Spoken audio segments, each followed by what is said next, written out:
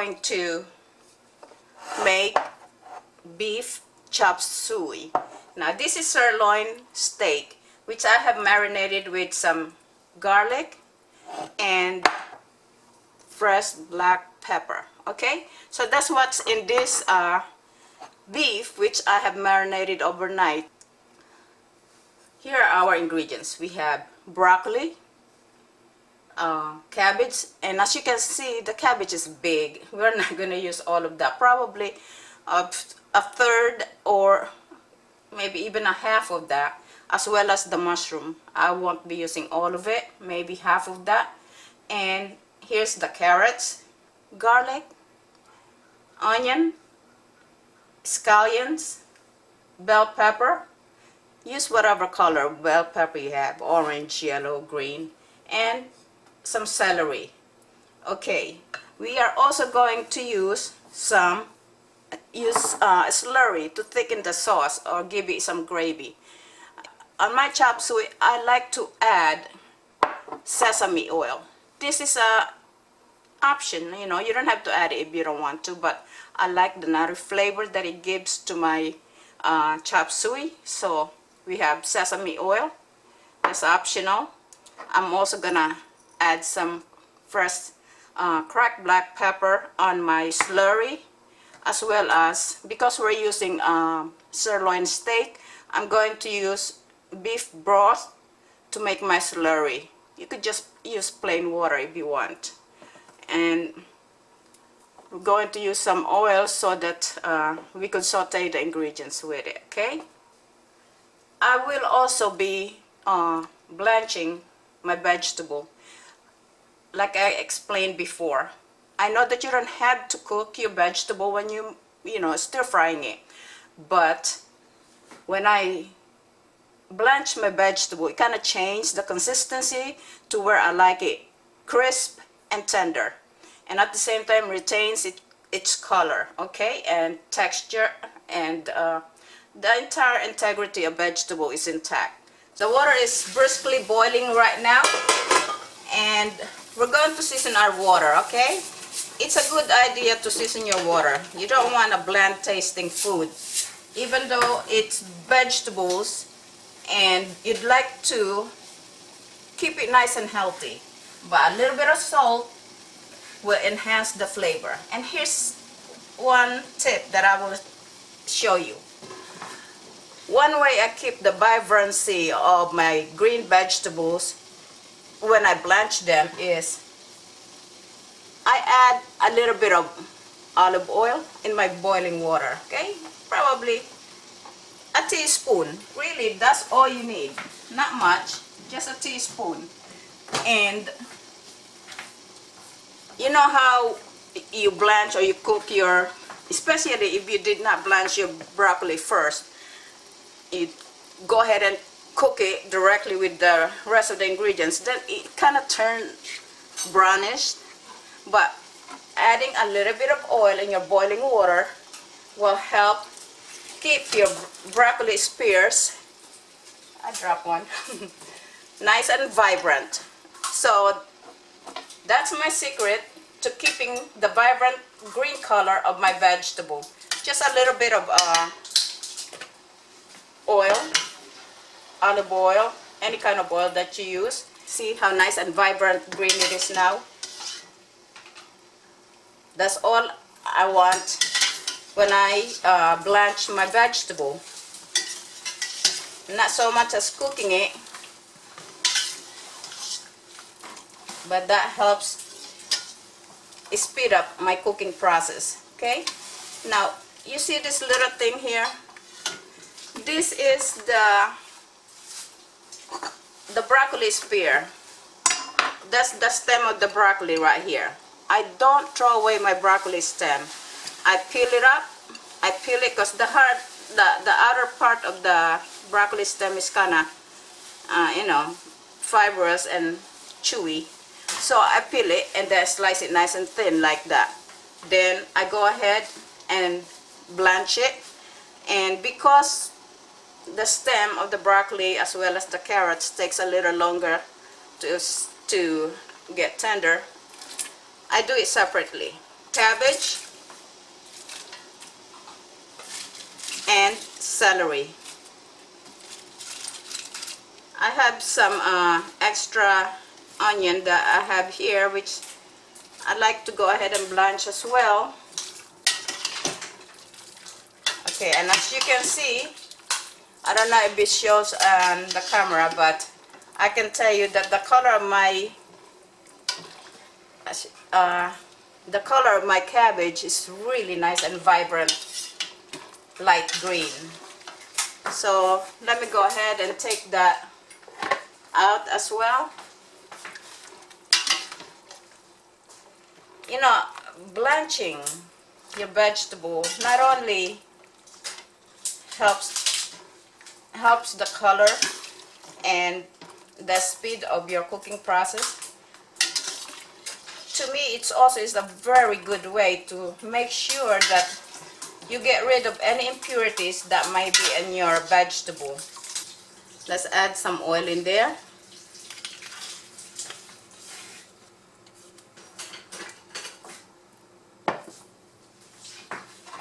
Let's put our garlic.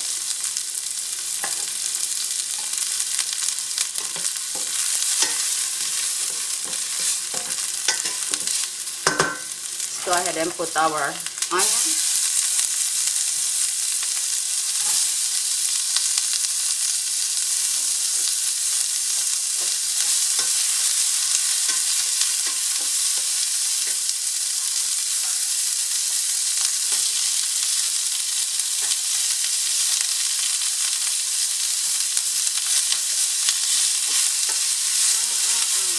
So good.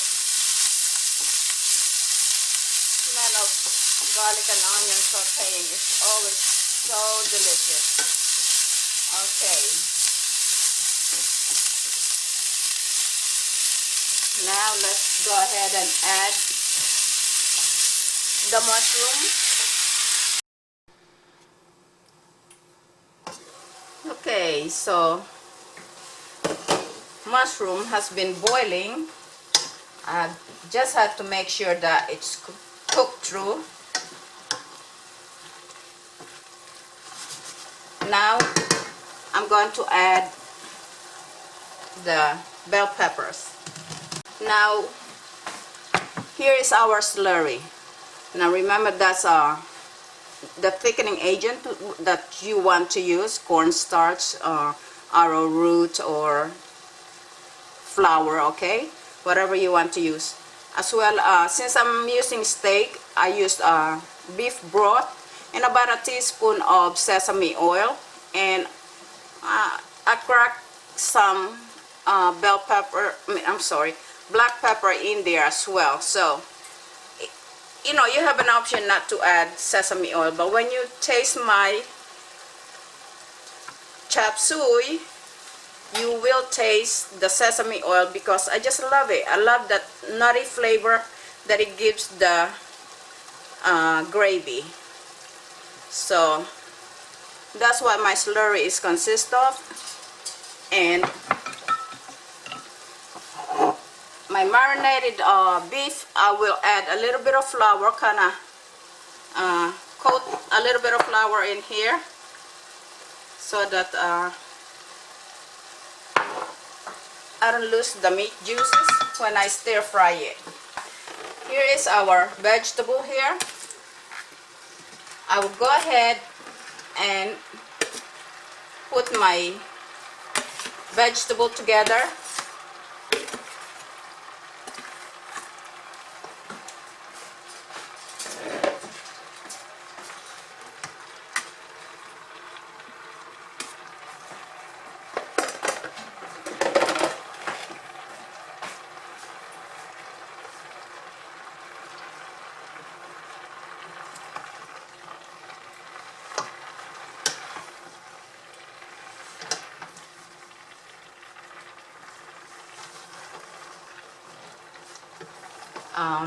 You probably say, my goodness, you're cooking a lot.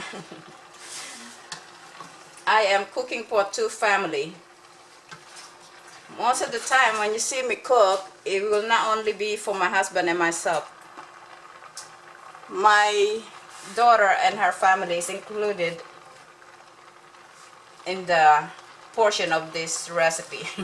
So we got it all together, so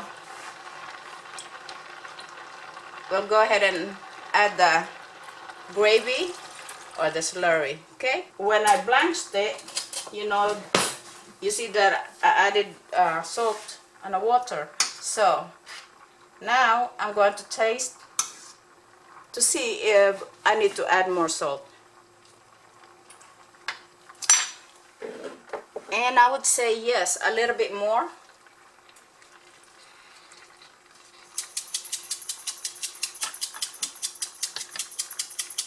I use my salt shaker because this prevents me from just going ahead and pour a whole bunch of salt in it and then realize that I have put so much and I cannot take it up. So a little bit of black pepper. Put the lid in it. And I turned off my heat because, as you can see,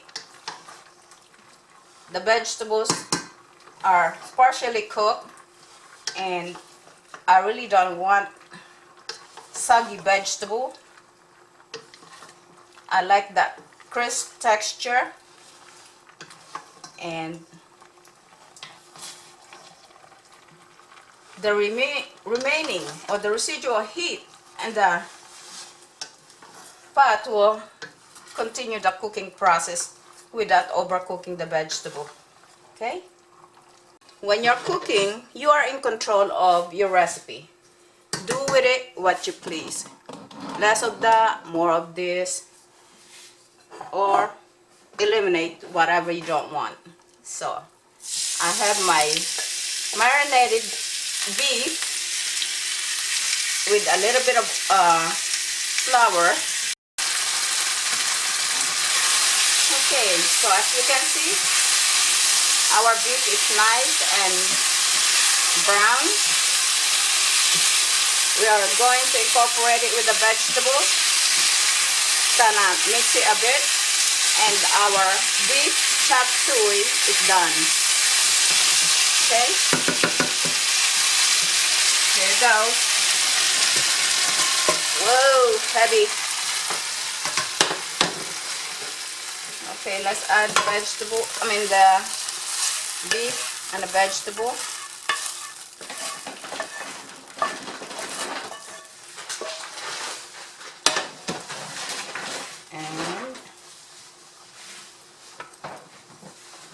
And give it a little stir. Let's just go ahead and incorporate the vegetable and the beef.